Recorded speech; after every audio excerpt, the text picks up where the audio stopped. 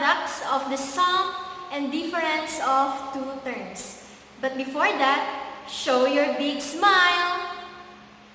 Nice! Okay, let's start. How do we get the products of the sum and difference of two terms? As you can see in our example, we have two terms, right? What are they? 5a and 3b, correct? So how do we get the product? First, we will use the FOIL method. F-O-I-L.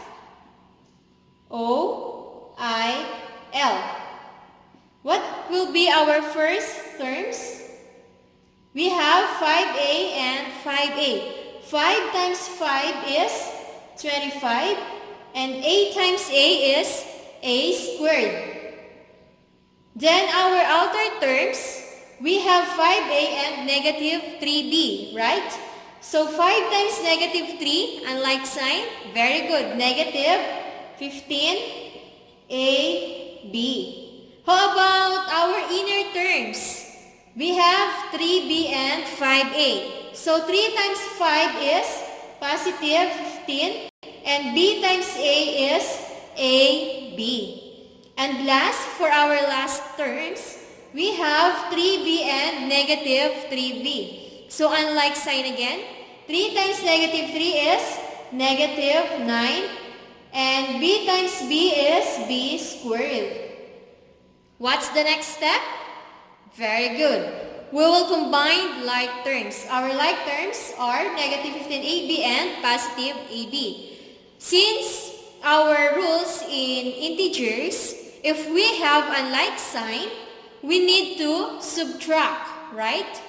So if we subtract 15 minus 15, it will become 0. So we will eliminate this given. What will be our final answer?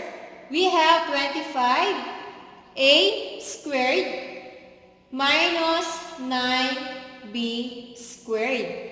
Okay? Next, I will teach you the easy method in solving the sum and difference of these two terms.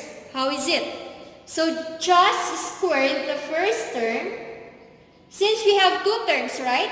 5a and 3b. So first, squared nyo lang yung first term. And then ima-minus natin dun sa pangalawang term, which is 3b.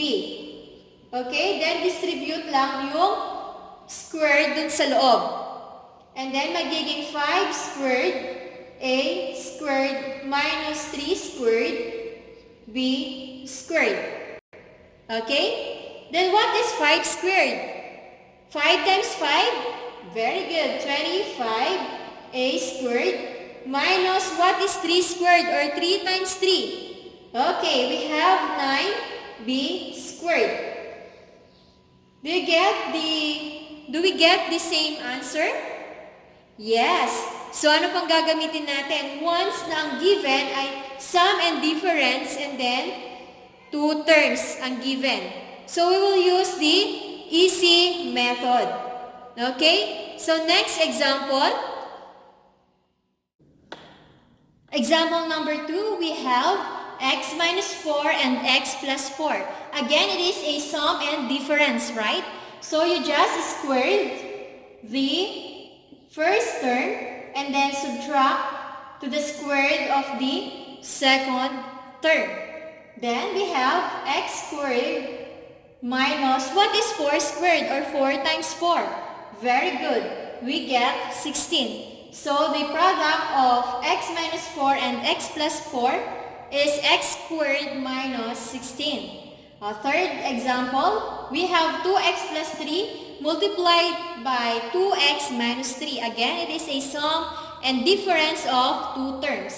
So you just squared yung first term and then ima-minus natin sa second term squared. Okay, what is 2 squared? Didistribute lang. 2 squared is 2 times 2? Very good. 4x squared minus what is 3 squared or 3 times 3? Very good. 9. Okay, so we got 4x squared minus 9. Now for our fourth example. product of 8 minus m and 8 plus m using the formula for the product of the sum and difference of two terms. Oh, it's very easy, right? So what are the given? We have 8 minus m, and then you just multiply since we are getting the products, right? So 8 plus m. So in following the formula for the product of sum and difference, you just squared the first given, then minus the squared of the second term. Now, what is 8 squared or 8 times 8? Wow, very good. 64. Ang gagaling nyo sa math. Minus m squared. This will be our final answer. We have 64 minus m squared. Very nice. For our last example, we have find the area of a rectangular garden whose width is x minus 5 meters and whose length is x plus 5 meters. Okay, what are the given? X minus 5 and x plus 5. But first, we need to know the area of a rectangular garden. So, paano ba yung rectangular garden? For example, meron kayong garden sa bahay nyo. And rectangle siya in shape. So, pag sinabi nating width, this will be the shortest side. Ito yung pinakamaiksing side. And our width is x minus 5. How about the length? This will be the longest side. Okay? L, longest, na length. So, our length is x plus 5. Now, in getting the area of a rectangle, we just, did you still remember how to get the area of a rectangle? Okay, so you just multiply the length by width. So what is our length? We have x plus 5 multiplied to x minus 5. Okay, gamitin na natin yung easy or easiest way sa pag-solve. Then, you just squared yung first term. Then, minus the squared ng ating second term na 5. So, x squared. Minus, what is 5 squared or 5 times 5? Okay, so 25. And then, this will be the area of a rectangular garden. So, we have x squared minus 25 squared meter. Okay? Very easy, right? Still have questions or clarifications? Feel free to call or message me in my messenger account. And if you don't have, you may now start answering accuracy and basic application on pages 11 to 13. So that's all for today's lesson. I hope you learned a lot again for this day. Have a nice day and God bless. See you again on our next meeting.